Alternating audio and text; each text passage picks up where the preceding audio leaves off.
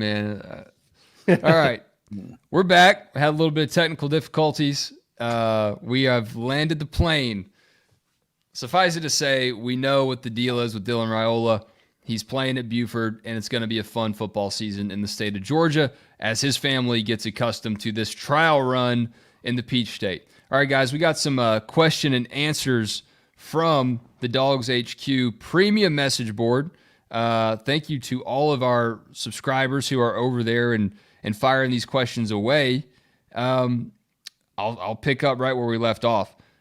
J Perk 1362 says, any coincidence Raiola enrolled at a school in Georgia that possibly produces the most D1 talent in the state and hasn't been too kind to UGA lately? That's kind of the dots that I'm seeing people try to connect here, is that this is some mastermind organization between Georgia and the Raiola family, and it's all, a conspiracy here. I'm not buying that. I think he just happened to pick the best school in the state. Well, there's a population boom where he's going. I mean, Buford has just grown and grown and grown on top of that over the years. Not only that, I mean, yeah, it's also a great school. You want to go somewhere where you can play with big-time talent and maybe play against big-time talent. It's a city school. There are a lot of different things going on there. So, I mean, it's I don't know, man. I mean, does it help that he's going to a school that Georgia's recruiting a few guys at? Sure. But, I mean, he's not going to swing Edric Houston for Georgia, in my opinion. I hate to be a Debbie Downer for a lot of people there.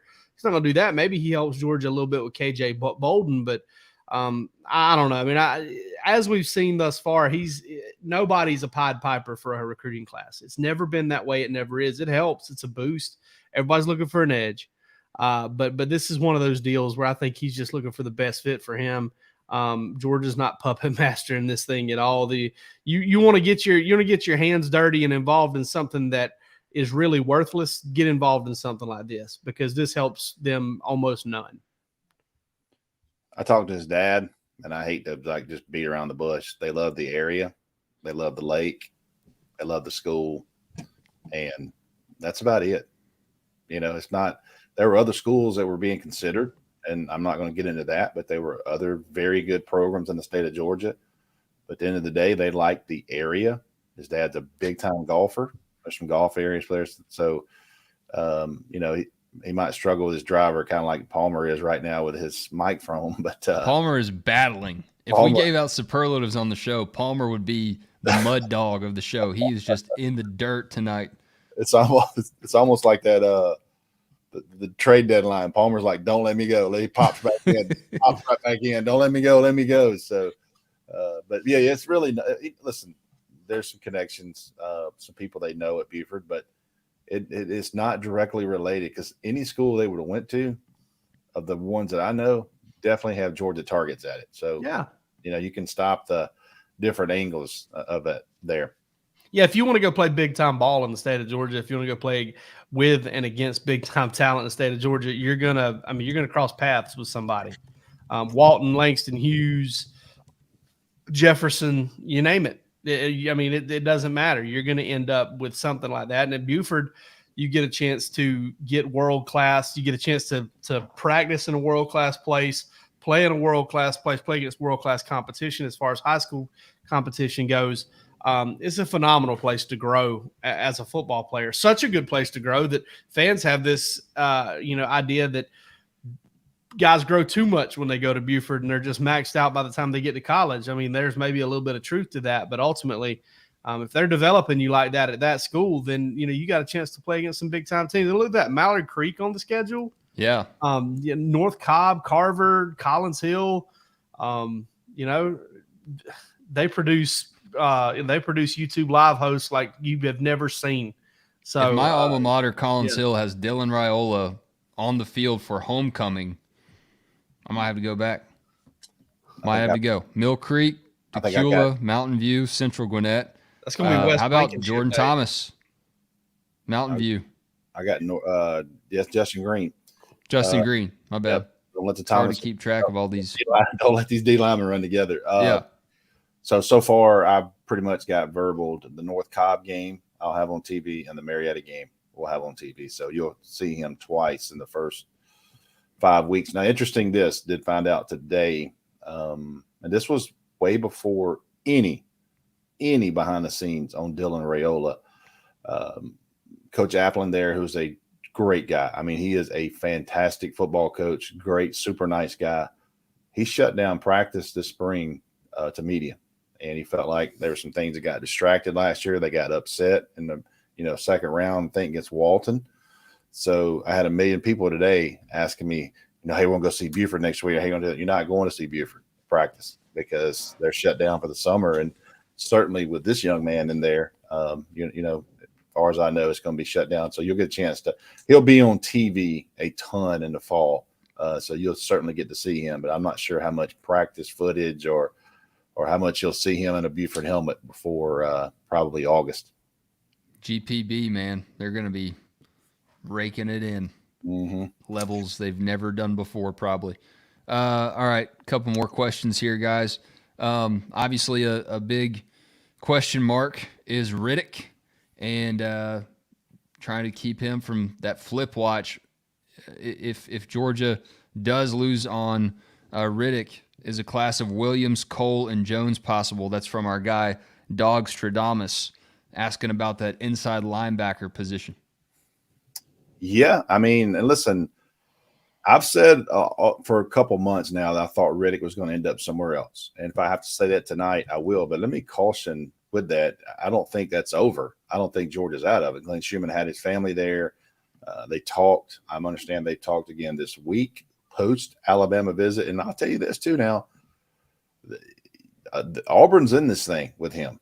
So don't just think this is Georgia, Alabama. Auburn's in this thing with him too as well. So we're going to find out at the end of July with him. He's going to have as his family said, they're going to have a final decision. So they took their OVs and they're going to look around and kind of process things. So it's not a wrap 100% that this guy's not going to stay with Georgia, but I would bet today I would probably have to say he goes somewhere else. We'll see. But Chris Jones, Chris Cole, Justin Williams, I mentioned on the board, there's kind of a name that I haven't mentioned that I know they're looking at as well, and probably don't need to mention that at this time. But Georgia's going to end up with 2 minimum inside linebackers in this class. They'd like to have 3, but they'll have to have the right mix for them. But right now, I think I'm confident Georgia's going to end up with 2 of those targets that we talked about at least in this. And Chris Jones and Chris Cole out of Virginia, those are 2 kids that Glenn Schumann went to see twice. They've been on campus multiple times here in Athens, and they took their OV last weekend. So there's definitely some interest on both sides of the fence for this. I tell you what, man, just reading the tea leaves and having done this and watched these things for a long time, this Justin Williams one really intrigues me because Georgia's kind of waited late to get this visit. They've survived the visits before, which is always what you got to do, right, Rusty? Whenever you decide to get the last one, you got to survive them in front of you. It's not always best to be last. Sometimes they don't get to you. They go ahead and commit and shut it down, a la Sammy Brown. I mean, sometimes they hit that first one, they second one, and they get it out of the way, and you're done. But Justin Williams, Georgia getting him on campus. Listen, I talked to I'm going to try it right here. Hold on, Joseph Jonah Ajanye. I spoke to him on the phone. After his first visit to Georgia. They were there together, all right? And, suffice it to say, he wasn't the, JJA, all right, was not the only one who was very, very impressed with his Georgia visit. And I think that's something that you got to watch there is, those getting those 2 in together. Those are 2 elite prospects. Man, I think Georgia's going to have a real shot there, and I think if they knock it out of the park with that official visit, they can put themselves in a very, very good spot with him. And listen, Sam Spiegelman's already dropped some intel over, and Sam, you want to talk about it? You want to talk about a guy who is is basically like an underrated top 25 player in the country. That's Sam Spiegelman over at On 3, one of the best there is, and he popped in today with some really good info on John Ajanye about him and how that recruitment might play out in the very near future as well. So Georgia's got some lines in the water. They're starting to tighten up a little bit. Some bobbers are starting to disappear, trying to figure out which one to pull up. Had one disappear about 30 minutes ago. Yeah, they did, didn't they? seems to happen when we go on the air. It just, whether it's Georgia or somebody else, it just happens to disappear like that. A couple more recruiting nuggets here before we get to some current team questions from the board. As far as the wide receiver class goes, where's the focus right now? A lot of these 5 stars floating out there that Georgia may not have the best chances at. 912 Dog, welcome from the 912. Will Georgia show any interest towards Braylon Staley? I haven't heard much there. I think Amari Jefferson is the guy they had on campus last weekend out of Baylor in Chattanooga. He's a Tennessee baseball verbal commit. I think talking to people right now, Alabama might be a slight leader there, but there is a connection to this young man, Will Muschamp's son, Whit Muschamp, who is the quarterback on the defending state championship team, Baylor out of Chattanooga. Muschamp's son is committed to Vanderbilt, so he's an SEC commit. But Amari Jefferson is somebody they are very familiar with. They had him on campus this weekend, and the one thing I think that might be kind of in hold a little bit is the baseball staff at Georgia is trying to get put together. Their coach is, the next head coach is obviously on TV right now with his teams at LSU currently. So when you look at that, there's still some questions from him. He wants to play baseball as well. I think Nye Carr is a kid that they're going to be able to hold on to. So Kobe White's a guy. They got Nitro Tuggle down at IMG. So I don't really panic about the people like, we can't get a 5-star. We can't get a 5-star, because to me, my personal opinion, there's Jeremiah Smith, the Ohio State commit. Cam Coleman's another one right there from Phoenix City Central. But to me, there's Jeremiah Smith, and then there's a bunch of really, really good players. But Jeremiah Smith, to me, is the alpha dog wide receiver in this class. But Cam Coleman's a kid that's been on campus. Brian McClendon got him on campus a couple of times. So, there's a highly rated 5-star they got a shot at, but right now I probably would lean elsewhere for him. How real is this? This is me asking. How real is this Florida buzz with Smith? Listen, man, I'll just be honest with you. Jeremiah's a South Florida kid, and when you win unlimited official visits, they're going to take their visits, man. And that's nothing against them. That they always wait late and they always take visits. So for me, and I've said on our board several times, it would be hard for me to see Ohio State lose him for what they put. You don't want to recruit against Georgia as a tight end. You just don't want to go head-to-head with Todd Hartley and the stats they got. Right now, when you're in a head-to-head battle with Brian Hartline in Ohio State, it's tough to overcome that just because of what they put, their sample size the last 4 or 5 years. I mean, they've put dudes after dudes after dudes in the first round. So I think Jeremiah Smith's going to go all over, and he's going to take visits and those types of things. At the end of the day, I think he ends up at Ohio State. I'm glad to be wrong. Y'all razz me, give me all the crap you want to. If I am, Jeremiah Smith's not going to go to Georgia. That's just, this is, I just don't see it happening. And listen, I interviewed the kid after his official visit to Georgia, and Georgia made an impression on him. That kind of wore off, and it's almost to the point where he's kind of toying with other schools at this point now. He'll say something about one school this week, and then the next week he's saying, I'm locked into Ohio State. And crazier things have happened, but I'm on record as saying he's not going to Georgia, and I don't think he's going anywhere but Ohio State. I think Georgia did a good job. I think they got him. They got him on. Seems like they did the best they could. They did. They took a swing. Brian McClendon went down there a couple of times. If you remember, they had him on that OV on the scavenger hunt weekend in mid-May. Did a great job. We get to Nashville like a week after that. There was still a lot of Georgia buzz. I'm gonna tell you now, when I was in Nashville, there was a couple of people that kept saying, "Hey, you better watch Georgia here." They made a move, but about a week later, when that visit high kind of wore off a little bit, and Ohio State got back to communicating with him, I think it's been Ohio State for a while. Yeah, Brian Hartline rode in on that side-by-side and locked him down. Yep. Just whistled, waved his finger, said, "Come on back." All right, some current team news. Injury stuff. Branson Robinson, MMJ, and Walker out of those three guys, I think everyone who's listening to this show has been tapped in knows Smile Munden's going to be a little bit. But out of those three guys I mentioned, how are these fellas looking? Well, say those names again real quick. That way I can is it Branson, Smile, Munden, and who? Branson Robinson, Jalen Walker, and MMJ. I think he means Marvin Jones Jr. and JJ. Yeah. I'll give a couple. Marvin Jones Jr. is going to be fine. Jalen Walker is going to be fine. Smile Munden and Branson. I right now I don't know. I don't think this is anything that's going to cause him to miss 3 or 4 games, but this could be a situation. We got to watch this, and I'm very interested in what Kirby Smart says in Nashville, because he's going to get asked by you guys and all the local for sure press where those guys are. We'll do some reaching out, but I do know about 3 weeks ago that Smile was still in a boot talking to someone, and then you saw a picture of Branson on an OV for the player, and he had a boot on. So. It kind of concerns you a little bit that they're in early June, but maybe they're just being a little bit cautious for those guys. But I'll be interested in those two. But I think Jalen Walker should be fine. I think Marvin Jones Jr. Those guys should be fine for fall camp. Yeah, I wouldn't right now. I don't expect Smile Munden to be ready at the start of fall camp. I'm starting to feel a little bit more doubtful about Branson Robinson, even though it's the buzz. I think Rusty would probably agree with this. The buzz has been a little bit more optimistic on Branson than it has Smile from the jump.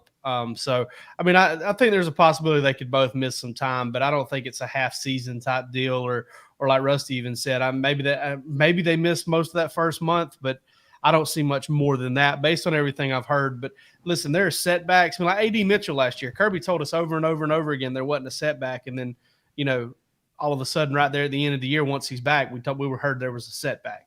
So, it's and I'm not saying Kirby's lying there. It's just a gamesmanship aspect, and that's the way you got to do things here. So, sometimes these guys experience little small setbacks. They have another injury, a calf strain or whatever, an Achilles strain that kind of pushes them back after getting out of that boot. So you just really don't know, and you kind of have to wait until almost until when they actually get back on the field and start going before you can really get an idea of when they're going to be back.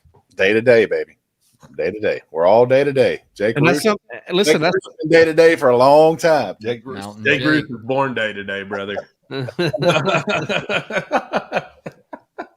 can't ask for a better stretch, though, for Georgia to potentially have to work on some depth, because you're probably going to have to do that anyway with that soft opening to the Georgia 2023 schedule that we've all heard so much about. So we'll see. We'll see how it pays dividends and helps Georgia shore up some of that depth. Last one, the update. This is just Dogman 5. Now, this is not even really a question. This is like when I was a stock clerk at Publix and people wouldn't ask like, hey, where are the eggs? They would just walk up and say eggs. This question just says the update between Nyland and Everett, that cornerback or that DB position. I think both are getting reps there. I think this is something that's going to play into the fall camp, and that's what Kirby Smart wants. He wants competition. He wants those guys. And Julian Humphrey is another name you don't kind of knock off there. You're not knocking him out of that battle yet, but don't forget about him.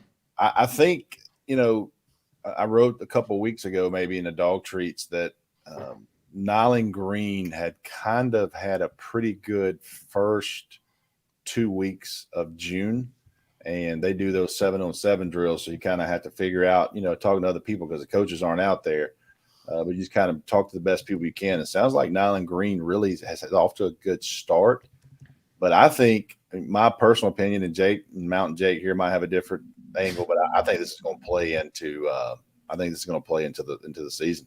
Yeah.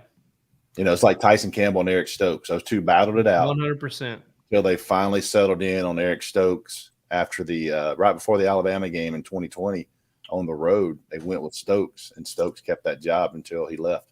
Yeah, and you got to think to some degree that, Nyland's experience is what's going to really benefit him here. I mean, that's a guy who could have probably went and explored a lot of options, but he's hung around and, he knows the system well. We'll see if it pays off for him in that way. But, yeah, I think you guys are spot on. It's really just about, going into this fall camp and continuing to bat it out. battle it out. And I think, too, it goes back to what you were saying, Wes, about the schedule, man. I think you're going to see big doses of all three of those guys. Yeah, we saw a 3-man rotation. Even beyond that, Rusty, with Eric Stokes, Tyson Campbell, and DJ Daniel. We saw all three of those guys get playing time. I honestly, I would actually bet on that at this point. Even if one of those guys were to get hurt or fall out of the battle or something like that. I mean, Kamari Lassiter's in. Then I think you're going to see, Dalen Everett, Nyland Green, and maybe even Julian Humphrey. I mean, listen, I heard that during spring, you got a little situation there where maybe one or two of those guys, Everett, Green, maybe punched the clock a couple days in a row rather than, one of those, compete every day type deals. And here came Julian Humphrey and had a couple really good practices. Julian Humphrey also got a lot of reps with the ones at G-Day. So probably the most upside in terms of speed and just, unlimited physical potential of that group. But, just got a little bit further to go as far as learning things and experience. Cause Nyland, Everett actually got a lot of good reps last year, being a number 2 guy. So this is going to be an interesting battle, and I wouldn't be surprised to see Georgia play as many as 4 corners, especially early in the season while that schedule is kind of soft. William Phillips asking here in our live chat, is this the best DB group under Kirby so far? I think it's certainly the one that Kirby's dreamed of since he took this job. You mentioned that competition between Stokes and Campbell. And that was, I think, one of the better position group competitions that Kirby's had. I mean, you talk about an embarrassment of riches at that position, and now it's like times 12. It's insane the amount of talent back there. It's also insane how much talent you have at Breaking T. This dog will hunt. We open our show every week with the hunting dogs that Kirby Smart wants to have, and he's about to let them loose again this year. Sorry, Stetson fans. You're going to have to pivot yet again, but you have so many different choices at Breaking T. The link is always in the episode description of the Georgia show. You need a new Georgia t-shirt. Somebody does. You can't sit next to them anymore. It just stinks. They need a new one. Get one at Breaking T.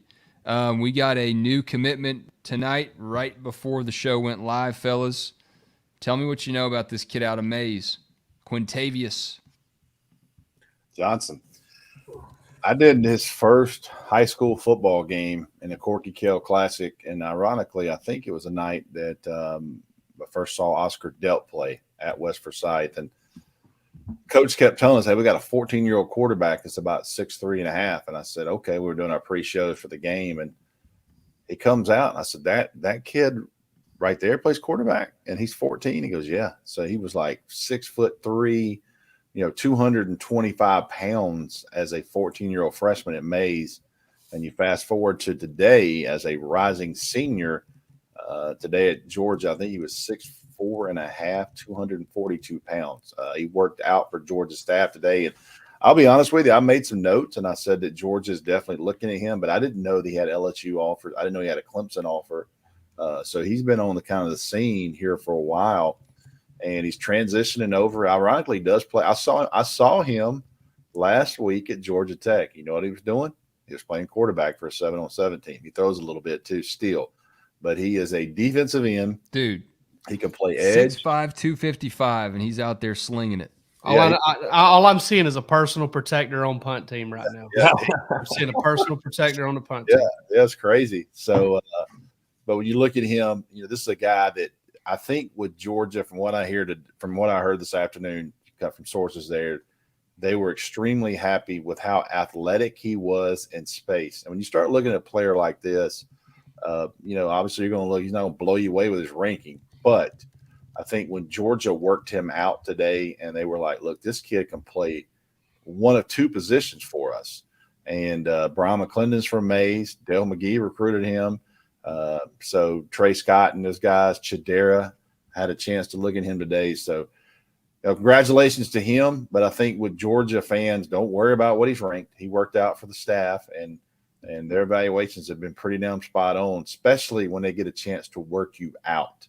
And this guy's got a ton of ceiling left in him. And I think, look, I like to get, but doesn't really affect any of their other targets. These guys are going to be They're still after Williams Noari, Dylan Stewart, all these other guys that play those positions, that play a defensive end, and those guys have a spot regardless.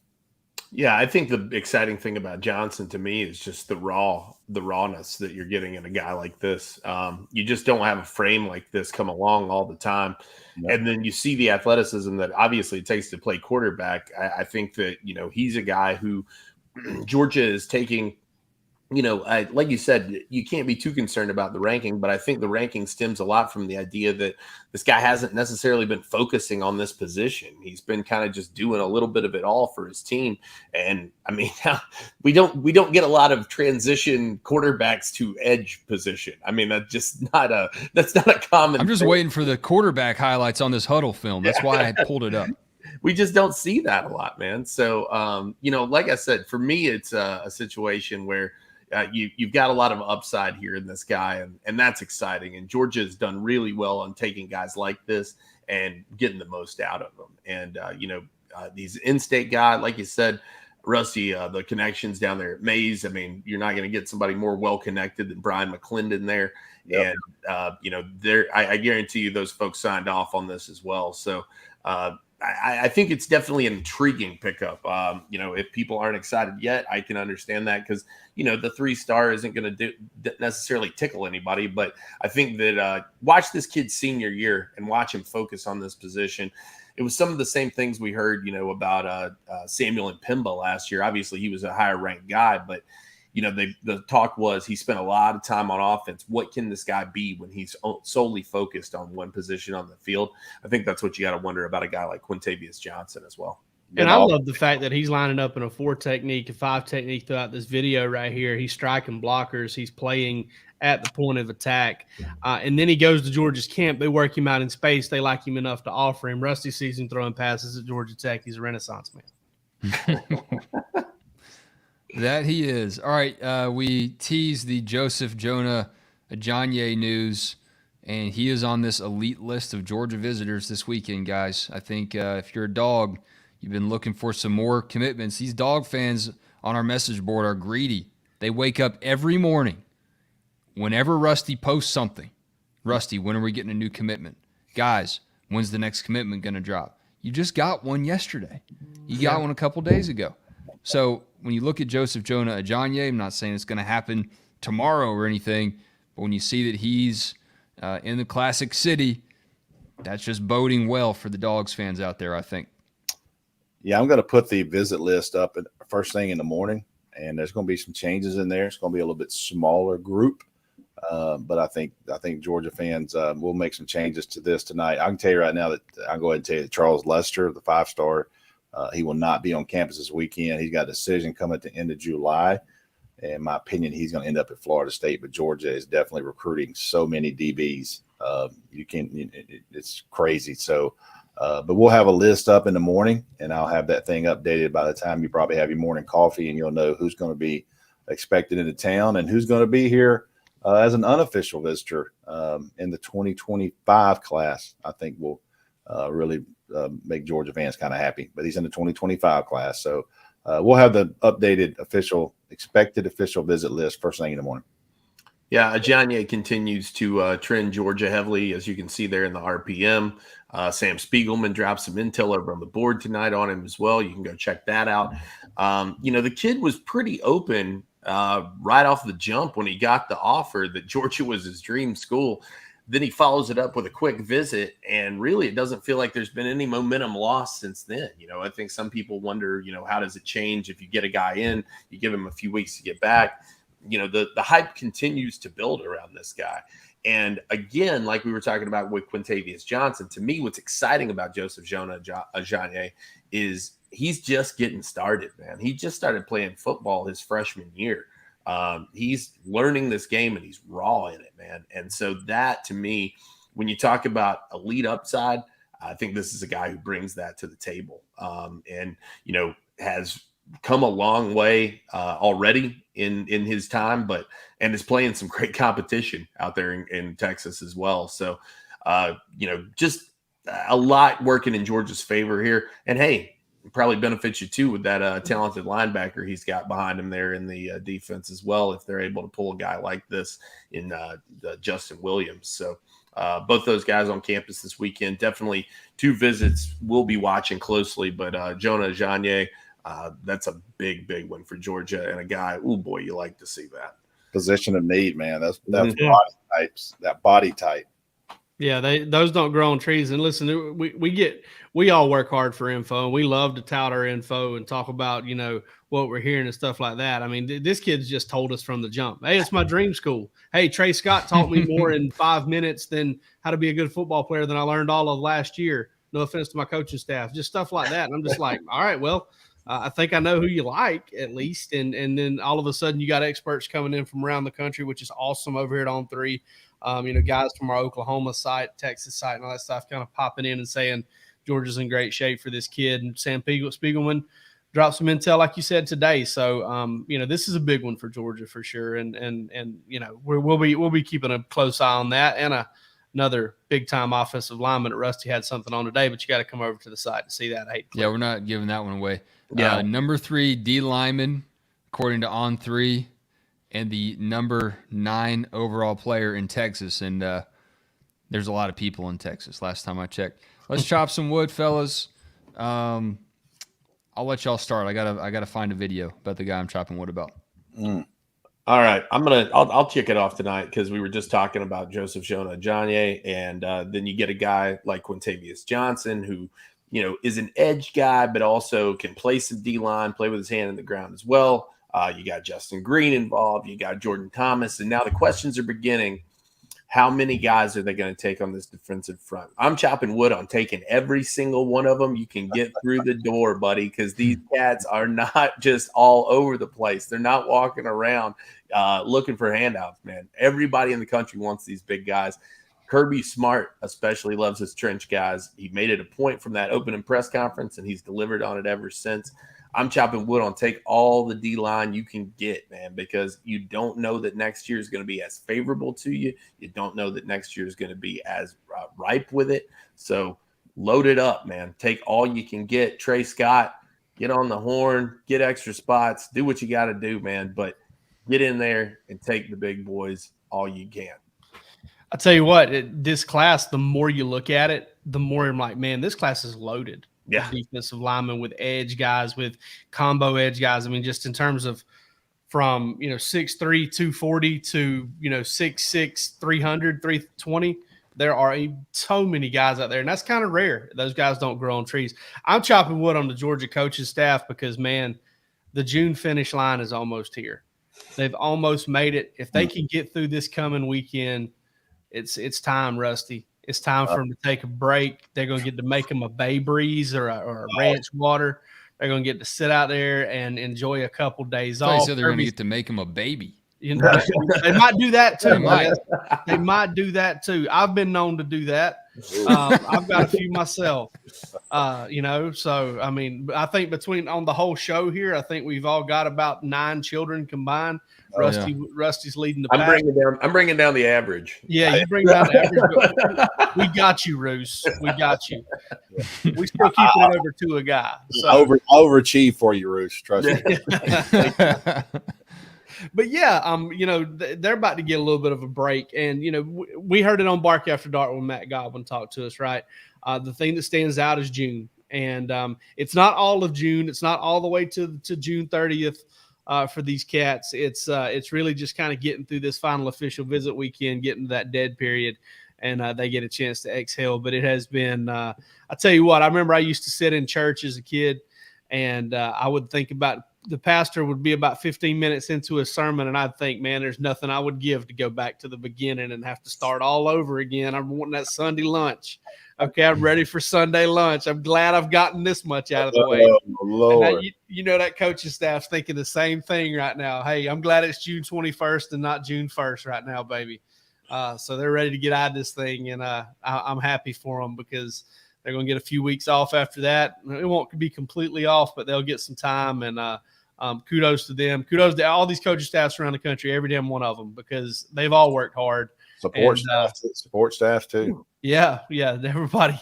Go get your there's some vacations. interns that aren't even making money thankless- that are having just one of the worst months of their life, man. Yeah, Thankless jobs there. They've go been check and working see all what's these marked camps, down. these putting up with these little kids and all their pizza boxes at Russell in the dorm rooms, and he's getting chewed out for the stupidest stuff. I'm going to chop wood about something and beat Rusty to the punch here. How about Drew Miller, man? He put this video up on Twitter, the talented Georgia punter commit, and he is just crushing these punts, man. I don't know Drew where Miller he's... looks like an edge rusher. Yeah, dude, it looks like Chad Chambliss out there. Just knocking them down. He plays linebacker and DB too. He doesn't just punt. Like, he plays special team. He plays. Drew Miller, Drew Sanders. Yeah. I'm going to have to go to Iowa and check out the what's the baseball game? 6'2", 200. What's the baseball game? The Field of Dreams game? Yeah. I'm going to have to go up and check that out and then go see Mr. Drew. I'm surprised you haven't visited him already, just coming out of those corn stalks. What's up, man? That right there is on repeat at my house right now. That whole video, it just plays entire loop around the whole house. Dude, how good of a comedy video would it be if we just hammed it up and had Rusty coming out of some corn stalks? Just to see a punter. I'm looking for a punter. If you punt it, he will come. Man, our board, it was welcome to DawgsHQ when I had them stirred up over a 20. When I told Roos it was a punter, living right. I could just feel it in his soul. Like, this was, he knew it was coming, man. And they had talked themselves into a tizzy. But I was like, this is the way to get started right here. Got a punter on the first week. I knew I was in the right spot. So you don't get one of those. You get those special moments like that about every 2 or 3 years. I was going to enjoy that one, man. I'll chop wood, man. I'll chop wood for something that Jake Rowe touched on, and you guys have as well. But our own 3 as a network. Sam Spiegelman comes over today and drops some big time stuff. Jeremy Johnson has been working his ass off, getting interviews for us. He was out at Elite 11. You know, he's based here in the state of Georgia, getting all kind of interviews. Chad Simmons is probably the best in the business. I talked to him this morning. Dude was on his way to God knows where. Like, Delta, when he pulls up, Delta's like, "Hey, Chad, how you doing? Where you going this week?" Like, this guy's all over the country, works his tail off as well. But Jerry Hamilton, you know, we compared notes today on Nair Daniels. He's our inside Texas recruiting analyst, and Jerry's a long-time guy in this business, and we compared some notes today, and he actually put an RPM in for Georgia to land Nair Daniels. So, you know, you go around the network, and, you know, what we have at DawgsHQ, I feel like our team is as good as you can get covering the Georgia Bulldogs, but it takes more than just us sometimes. And, you know, what you get with us is a whole network of guys and a whole network of who they know. And today, in the last couple of days, has been a prime example for me of what our product is and what we can bring, because you're never behind the news on over here. And I don't look at other people's sites, and I wish everybody the best. And honest to God, I don't look at any other sites, because I feel like when you go to our site, you should have a pulse. And then we have these guys bringing in extra information, man. It's been really, really special. Amen to that. It's good stuff. Great way to end it. Y'all appreciate your patience as our show went out. Best wishes to Palmer. Hope he's okay. And we'll see him back this weekend, I hope. Hope we'll see y'all back in the comments too. 8:30 p.m. on Sunday. And a couple weeks out now, Bark After Dark makes its triumphant return, 9 p.m. on Mondays. So y'all don't miss that. Hit like and subscribe, and join us over at DawgsHQ.com for all that premium stuff Rusty just told you about. Have a great weekend. See you soon.